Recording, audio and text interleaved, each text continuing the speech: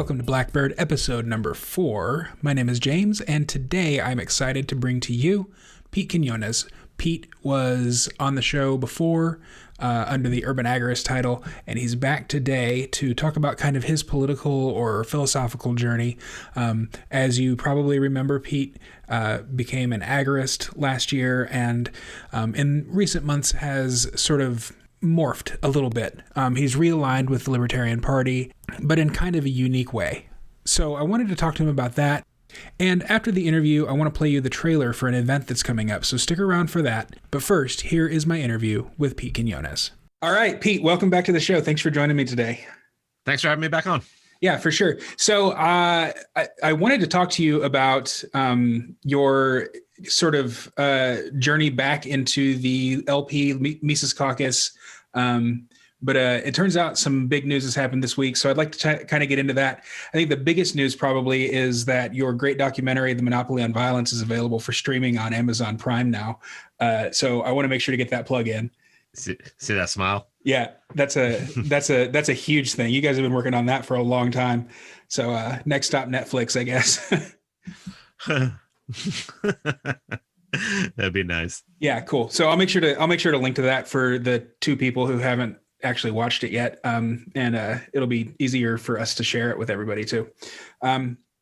So with that out of the way, you have kind of taken a turn away from anti-politics agorism and more toward, I guess you call yourself a Machiavellian, right?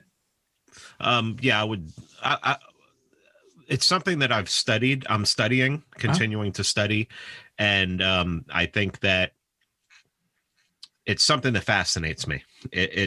Reading The Prince, I've read The Prince years ago, reread it, and then Burnham's The Machiavellians. Reading that in the last year has really changed me a lot. Has changed my thinking, has changed my outlook, and yeah, it hasn't changed me that much. I still think agorism is like the chief strategy.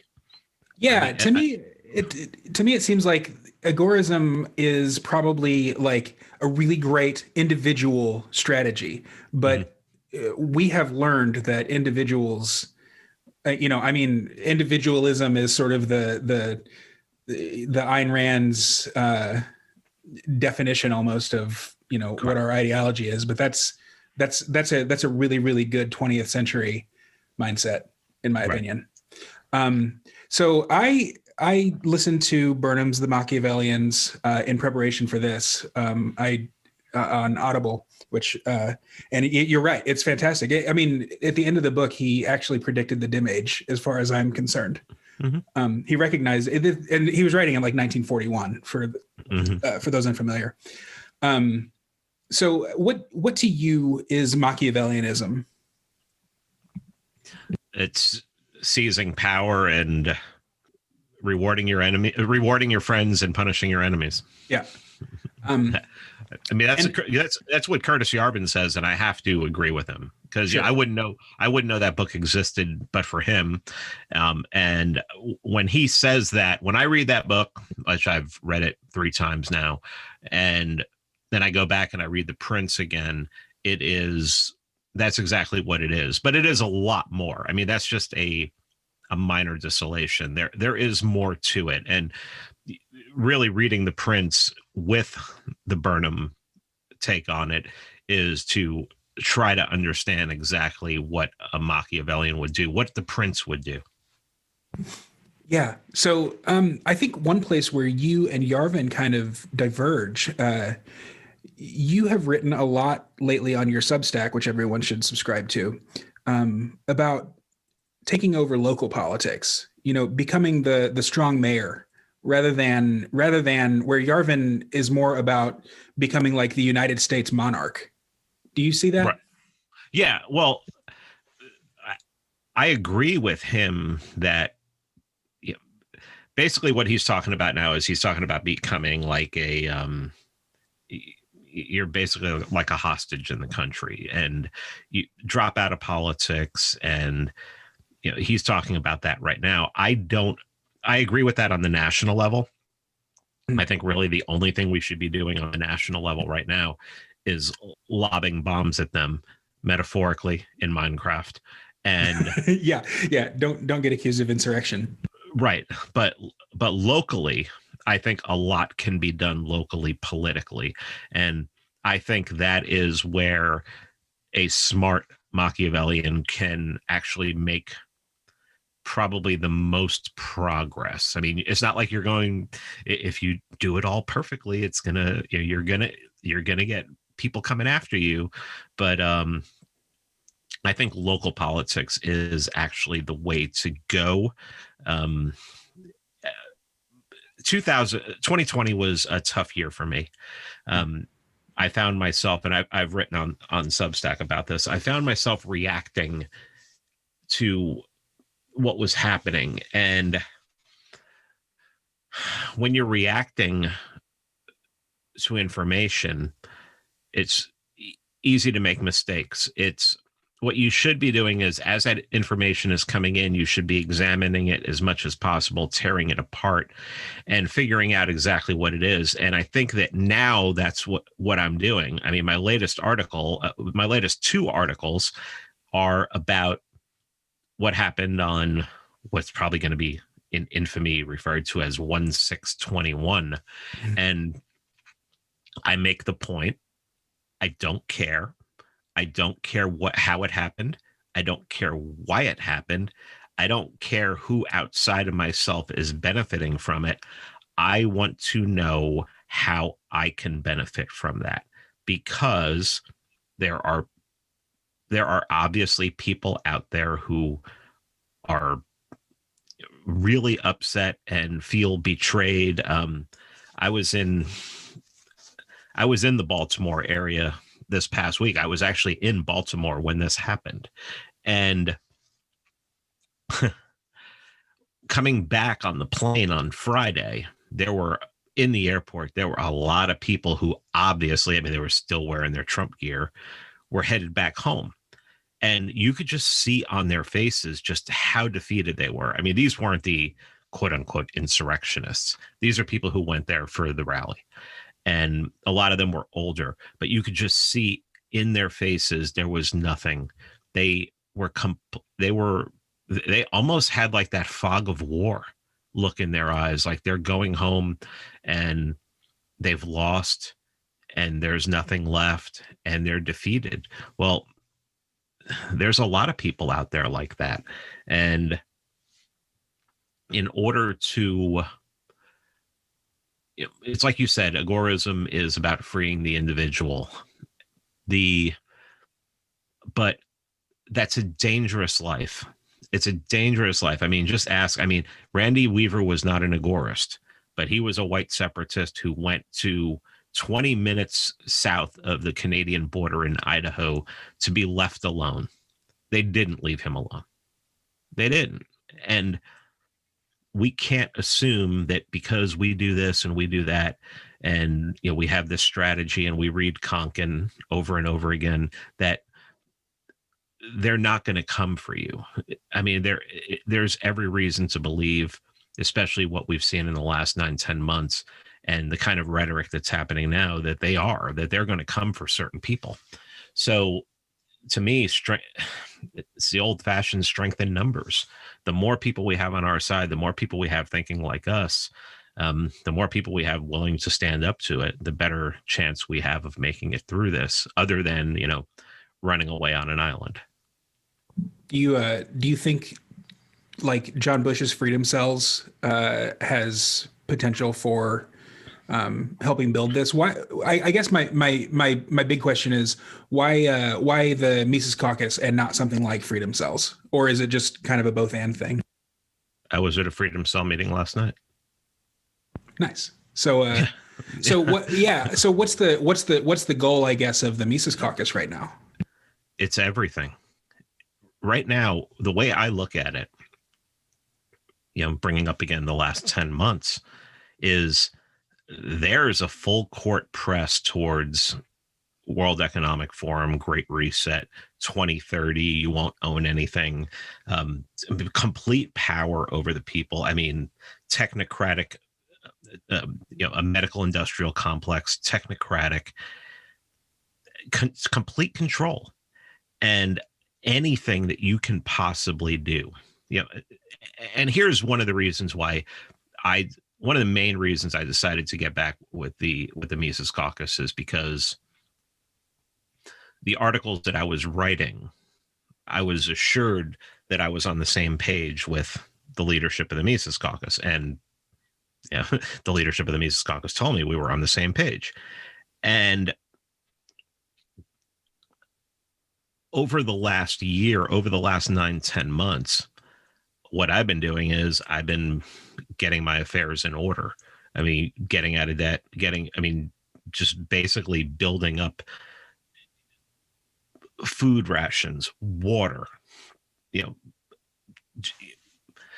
cryptocurrency, all this stuff. And I feel pretty confident where I am right now. So I'm looking for something else to do. And besides a freedom cell, which I love, the people involved are amazing. Mm-hmm. The idea of being able to take over a political party where the message is going to be changed from looting businesses is, we're not going to talk about that. We're not even going to criticize that. But when the basilica of statism gets attacked, we're going to defend that because, you're such good libertarians that, my whole thing was, if they would have went into that Capitol, burnt it to the ground, and in Minecraft, taken out a couple politicians, what am I supposed to cry? Yeah. Those people are warmongers. They're murderers. They're thieves. They're deviants. I mean, I'm not going to cry for them any more than if there was a building full of pedophiles and it burnt to the ground in Minecraft.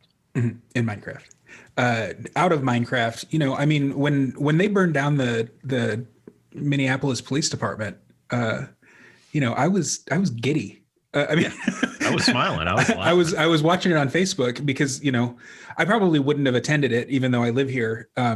But it just so happened that we had been down in Dallas but we had friends who were there, live streaming it. It was, you could feel it even over Facebook. But back in the world of Minecraft, what, the LP has kind of been beating that, every libertarian signs a pledge to reject political violence. What do you make of that? Well, that's not what they do. Right. When you join the LP, you agree to the non-aggression principle. Okay. Let's talk about what the non-aggression principle says. The non-aggression principle says that you get violence. It is okay to return violence when somebody is committing violence against you.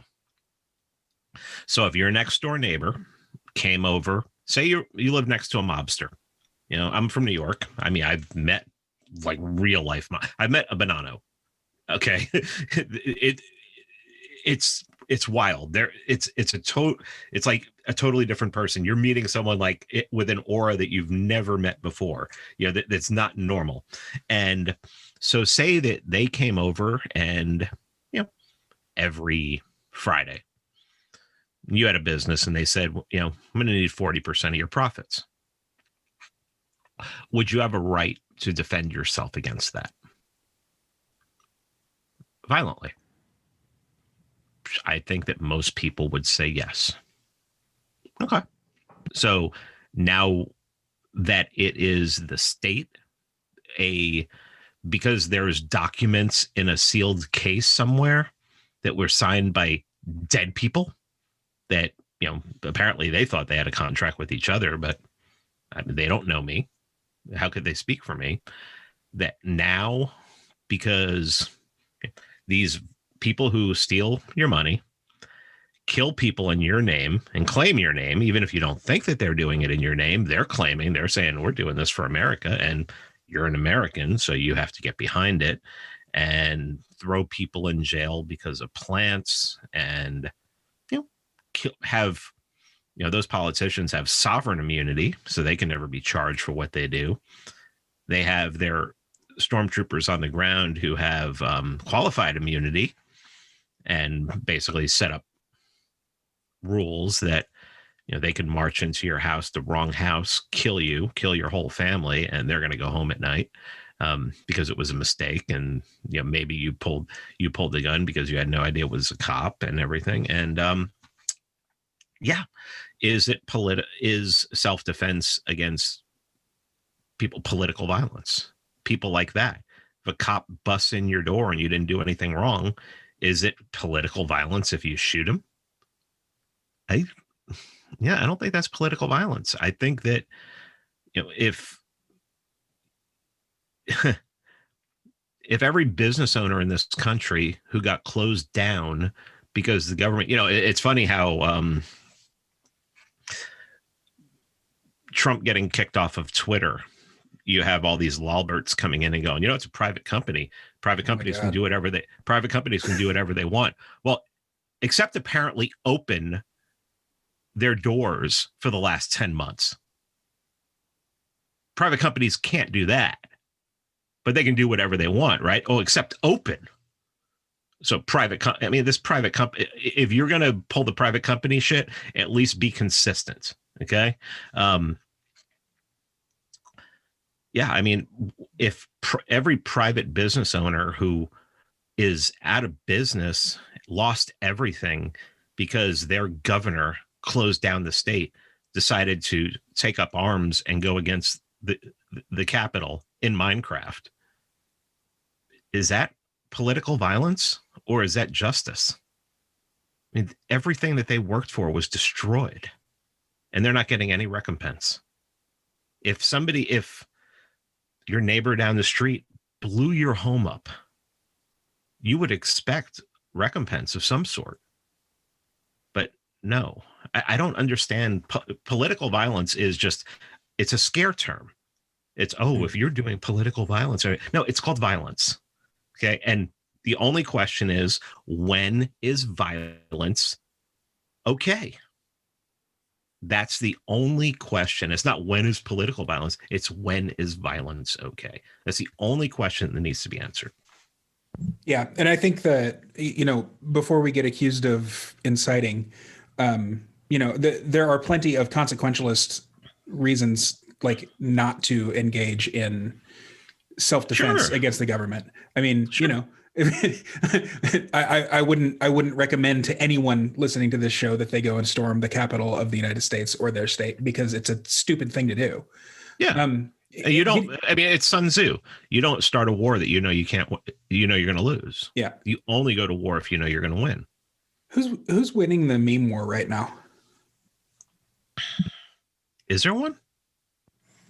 I mean, I think there is. If you look at Twitter and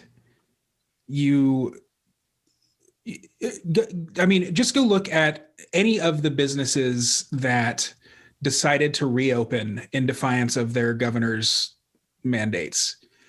All of the comments are, I hope you're happy you killed half your customers. And to me, I'm a little bearish on the meme war right now. Well, a meme can be many things. When we talk about memes, usually we're talking about a picture with words on it. But sure. Yeah, I'm more referring to like memetics, like the thought. Yeah. Well, the left, obviously. The lockdowners, the anti-political violence people, the ones who have seized the high ground like they always have, where anybody who's going against if you're looking at narrative, meme is a better word, I think, is at this point is narrative, is who controls the narrative. Well, the left always controls the narrative. Always. They have the press, they have the universities, they have the deep state. So they always control the narrative. So looking at, I think that you just have to The only way out of this is, let's go back to magic, coming up with a better narrative.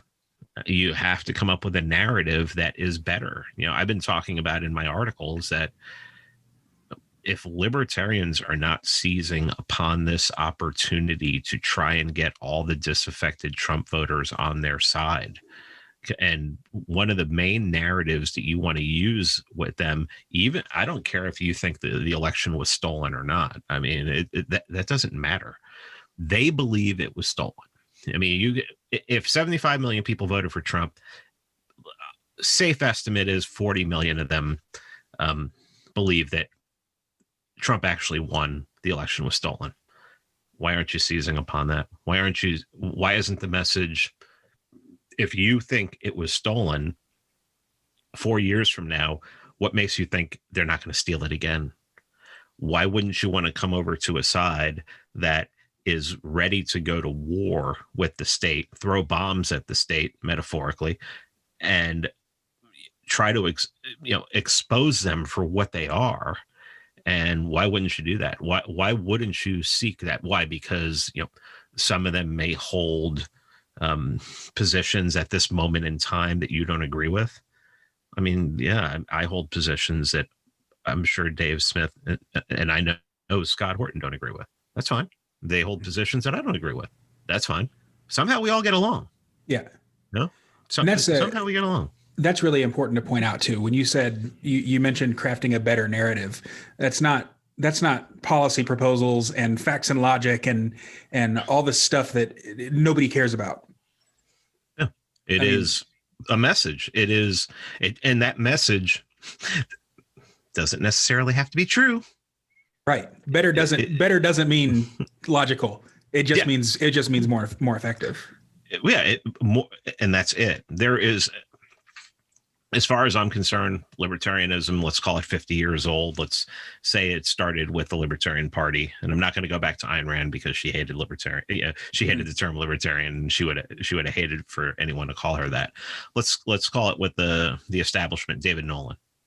I mean, really, what narrative has worked?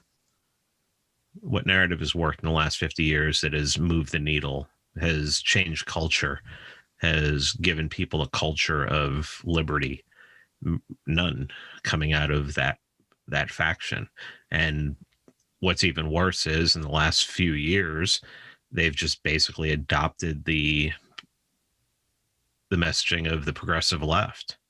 Well, I mean, there's only two reasons I think they do that. Is they think that because that message is working for the mainstream, or the corporate, let me call it the corporate mainstream, that it'll work for them, but it won't, because you're not willing to bend on your principles that much, or that message has been adopted by the Libertarian Party to marginalize the Libertarian Party and to marginalize the term libertarian, which I think is more realistic.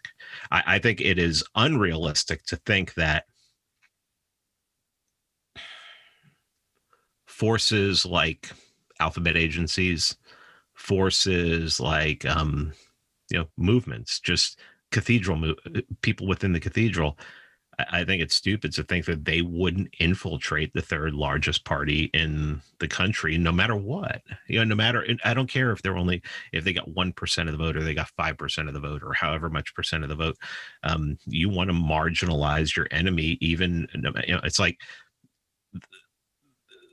when somebody wants to monopolize business, they're going to destroy they're going to try and destroy all of their competitors. They don't care how small they are.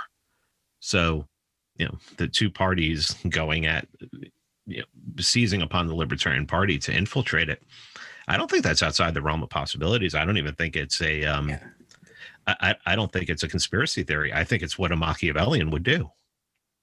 Yeah, I mean, not only outside the realm of possibility, but it's almost a certainty. I mean, you just have to look. You just have to look. Like it. So I guess you mentioned earlier that you spent 2020 getting out of debt, stockpiling water. I would assume arming up. I was already yeah, sure. Yeah. I mean, I got a couple more things, but they were more really. It was like I don't really want to buy any more guns, but it's like I think the price on them is going to go up. So they were actually investments more than anything. That's yeah, oh yeah, that's that's what a lot of people are saying. Don't invest in gold or crypto. Invest in ammo. I don't know if I'm that far gone yet, or not far gone, but far down the rabbit hole or whatever. I wouldn't tell people not to buy crypto. I wouldn't tell people not to buy gold. Yeah, I'm not a gold Wahhabist, and I'm not a crypto Wahhabist. So I'm not a gold maximalist or a Bitcoin maximalist. So I think people should do whatever they feel comfortable doing. Really, get educated and be comfortable with what you're doing. I did get out of stocks and fiat investments last year. That was a bad move. Well, no, I didn't do it until later in the year. It was fine. I was up over 100%, and so I was like, you know what, screw it. I'm out of this. I'm gonna take my profits because I don't know where it's gonna go. Yeah, seriously.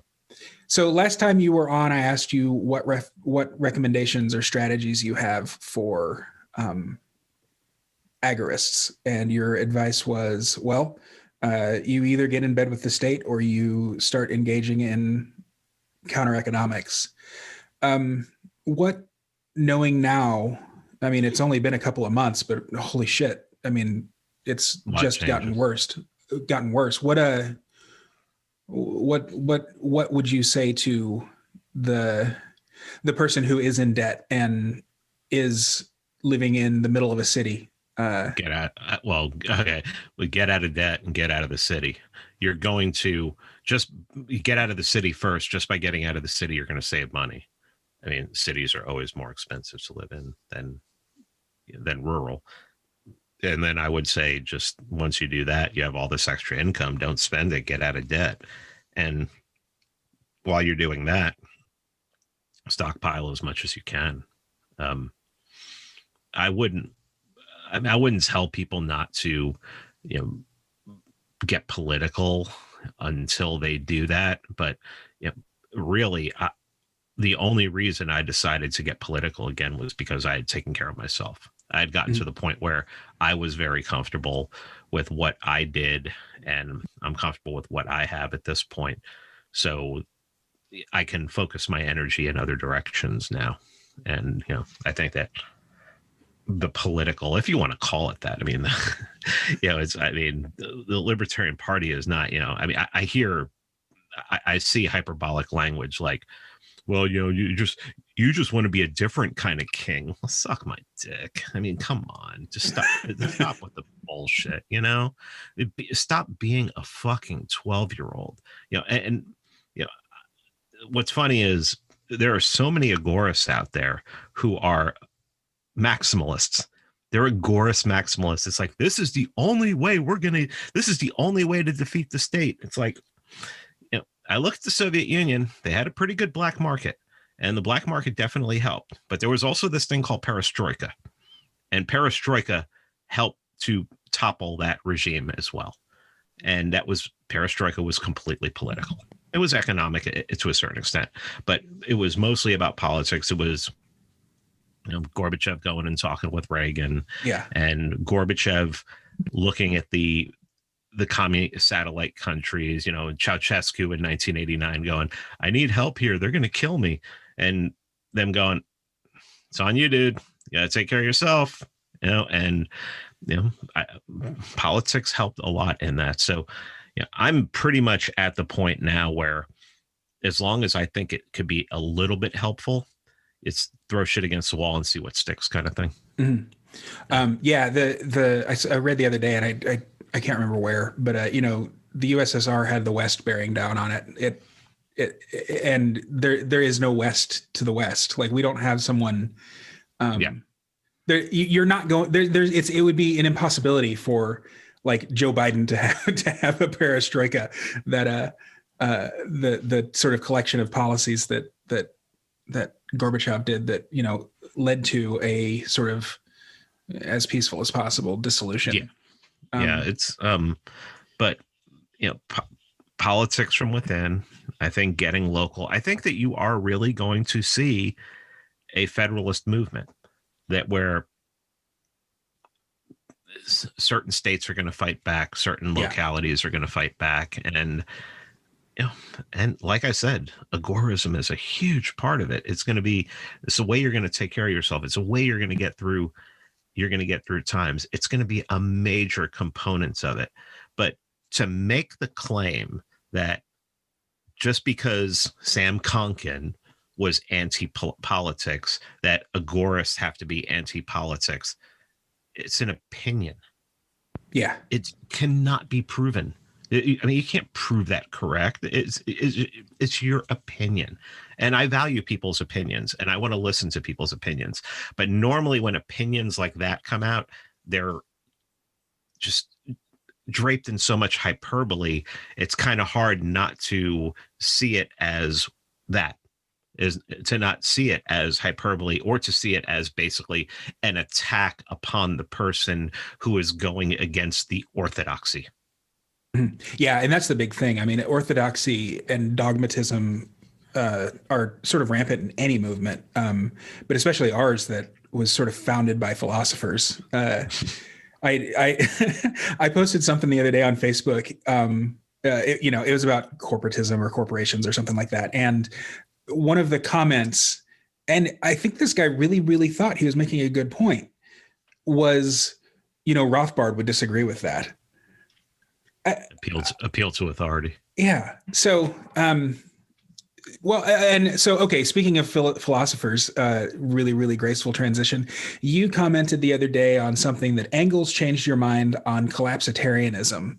Mm-hmm. How come? What's that thesis? Well, it's funny. Bird and I actually have a word wrapping up our philosophy episodes.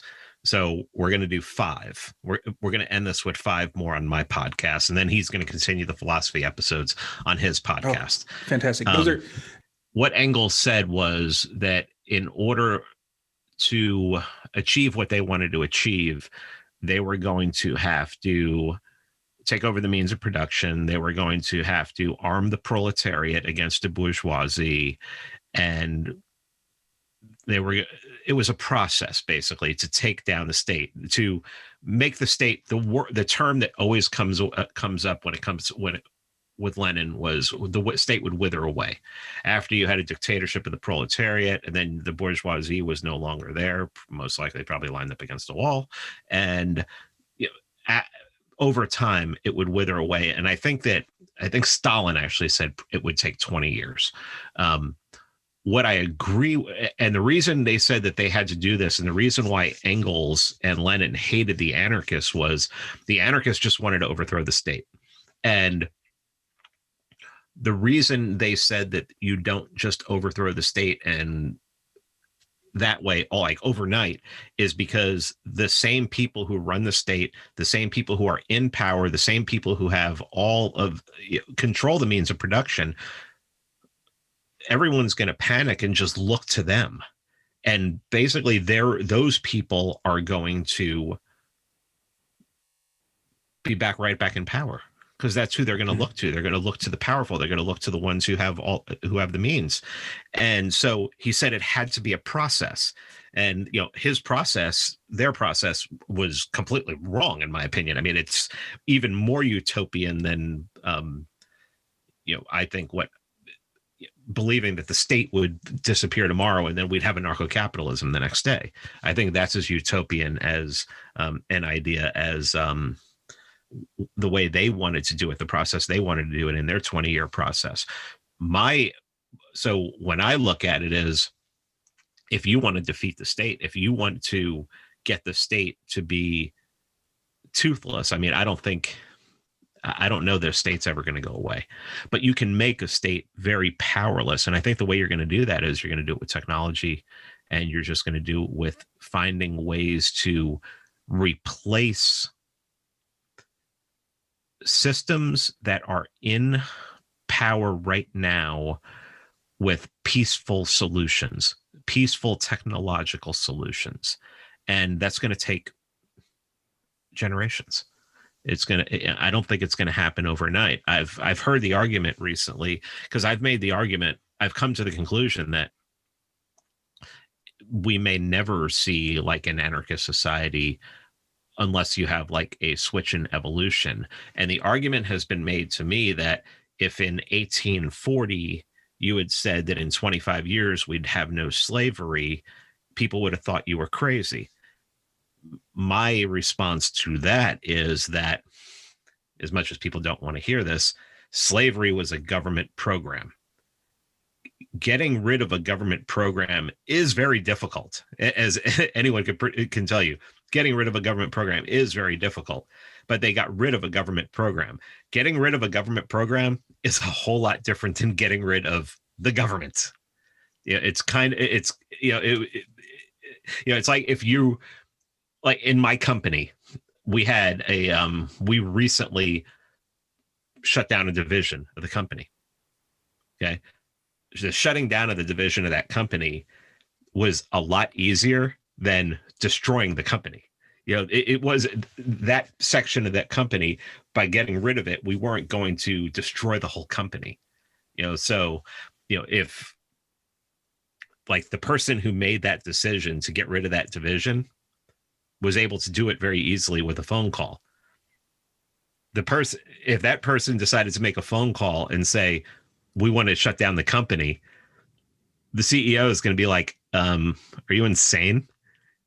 So, I mean, that's not a perfect analogy, but it is analogous when you consider that the government is a company. Well, and beyond that, I mean, shutting down that division was a strategic decision to make the company more powerful and more profitable.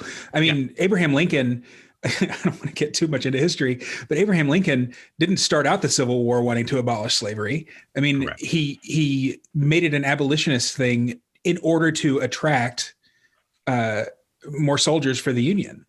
Yeah. Specifically freed slaves. Sure. I mean, and most people don't know that because you're not going to get that in your McGraw-Hill textbook. But no, of course not. Yeah. But yeah, I mean, they didn't. The South, one of the reasons the South left was for slavery. There's also the tariff issue and everything.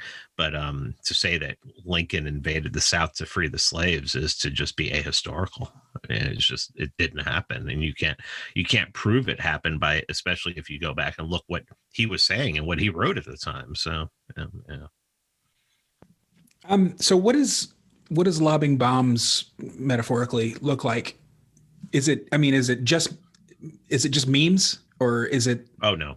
Yeah. It's getting onto major media platforms and saying things and making claims that cannot be ignored. I mean, that somebody's going to follow up on, that the media is not is okay.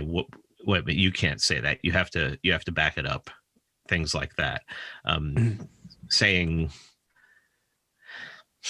Calling them out, basically speaking the truth of who they are. So like what Dave was doing on CNN when he was on there, sure. But just writ large. Yeah. But also, if you have somebody who's a representative of a political party doing that, whether it be the chair, whether it be a presidential candidate, a vice presidential candidate, and they're out there not saying what is Aleppo, but instead saying, the government is a bunch of thieves and murderers writ large.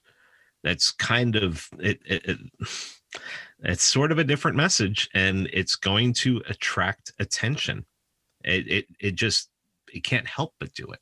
So, I think that has a lot to do with it. Of course, whoever is taking this message to the mainstream media, my message, I would be crafting them much differently, and it would be much worse if it was just me writing it. So, maybe I'll write something and then somebody will edit it down to something where it's not like, okay, this guy's, looking for blood and everything. But, I think veiled threats are a good idea.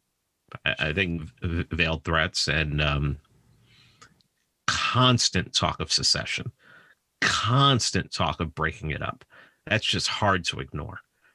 Constant talks of decentralization, constant thoughts of people should ignore the 202 area code altogether, that pretend that it doesn't exist and just go about your lives. I think those are great messages. They're going to be hard to ignore. That's great. What do you think it'll take to? I mean, look, right now you've got Robbie Suave as sort of the face of libertarianism on Fox, and Matt Welch is sort of the face of libertarianism on MSNBC, and CNN, as far as I know, just ignores it. How do you get out of that libertarianism equals reason? And Nick Sarwark every so often. You just present a different message.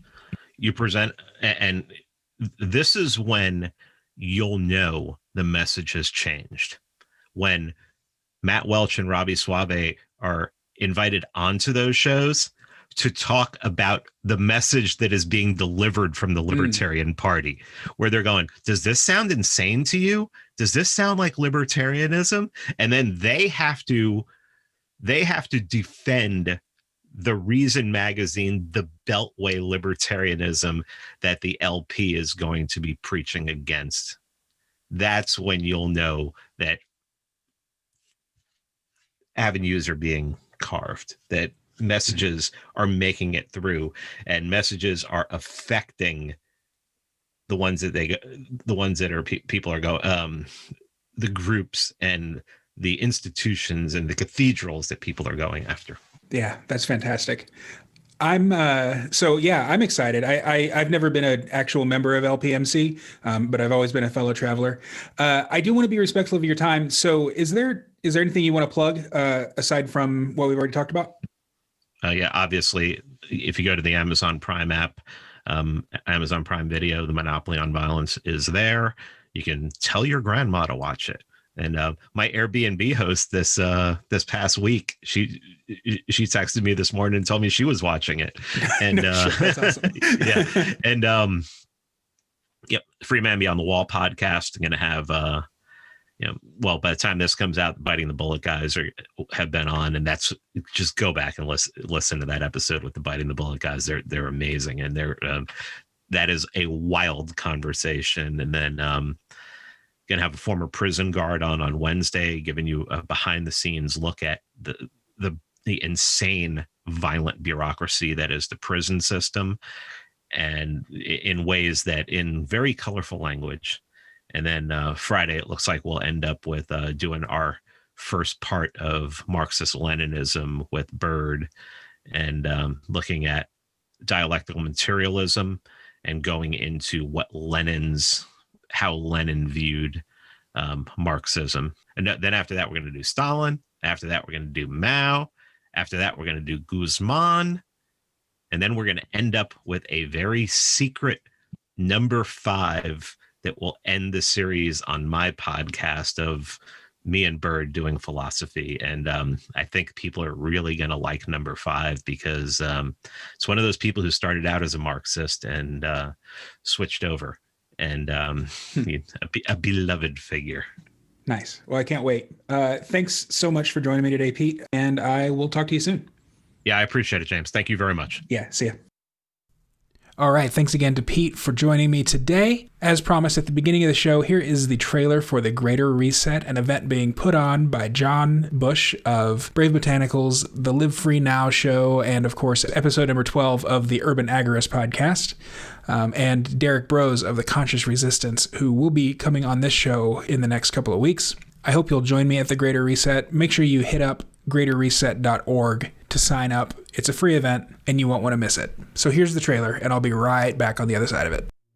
As we wake up to a new normal today and life is slowly grinding to a halt. Now masks are becoming the new normal. Americans are facing a new normal, one that may include losing their jobs, losing their income, and even losing their health insurance. I don't think we get back to normal. I think we get back, or we get to a new normal. It's time to reject the new normal. Now is the historical moment, the time, not only to fight severe virus, but to shape the system. It's time to reject the Great Reset. It's time to support the People's Reset. It's time for the Greater Reset.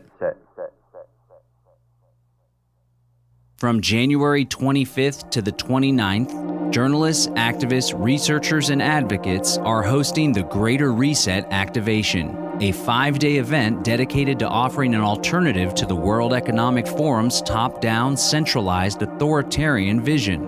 Our desire is to help all people find community and liberty by providing practical steps and knowledge for co-creating a world that respects individual liberty, bodily autonomy, and choice.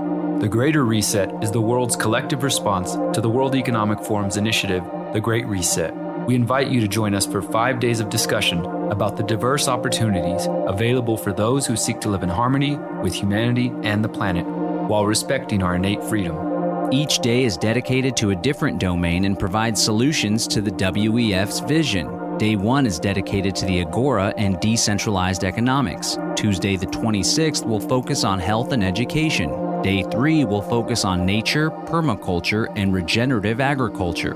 Thursday the 28th will highlight the liberating side of digital technology, including encryption, blockchain, and decentralized autonomous organizations. On Friday, January 29th, we will end the event by showcasing examples of intentional communities, freedom cells, and community organizing. Don't miss out on this once-in-a-lifetime opportunity to hear from some of the most powerful speakers in the world with a focus on solutions. We encourage everyone to organize local watch parties in your area using freedomcells.org. Also, find out more about the Greater Getaway in-person event in Zihuatanejo, Mexico. Visit thegreaterreset.org for more information. All right, that's that. I will put links to all of Pete's stuff, along with the Greater Reset, along with some material on the Great Reset, which the Greater Reset is being organized in response to. And I will see you on the next episode of Blackbird. Until then, live free.